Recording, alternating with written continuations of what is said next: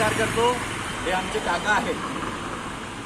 जळगावला police मल्टीपर्पजच्या बाजूला दुकान मांडतात आणि संघर्ष करून जगतात.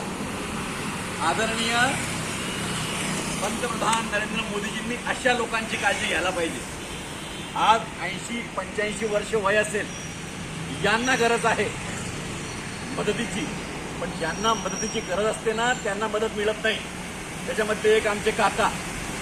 मी जितक्याही मोठ्या मोठ्या संस्था असतील, मोठे मोठे क्लब असतील आणि शासनाचे जे दुवा असतील आणि जळगावच्या खासदार आणि आमदारांनाही विनंती करतो की असे जे लोक असतील त्यांच्यापर्यंत मदत पोहोचवा, जे आज पण स्वाभिमानाने दुकान लावून आपली दिनचर्या चालवतात, ज्यांचं कोणीच नाही. अशा लोकांसाठी तरी सरकारने विशेष लक्ष द्यायला पाहिजे. आता कसं लक्ष द्यायला पाहिजे याच्या बाबतीत सरकारने विचार करायला पाहिजे आणि देशाचे पंतप्रधान नरेंद्र मोदीजी आणि जळगावचे खासदार त्यांनी तिथपर्यंत विषय पोहोचवायला पाहिजे की अशा लोकांना आम्ही कशा रीतीने मदत पोहोचू. हे नुसते याच्यापर्यंत मर्यादित नाही आहे, असे अनेक आहेत ज्यांना मदतीची गरज आहे. त्याच्यामध्ये एक आमचे काका जळगावला पोलीस मल्टीपर्पजच्या बाजूला दुकान लावतात, घर नाही यांचं, रस्त्यावर झोपतात.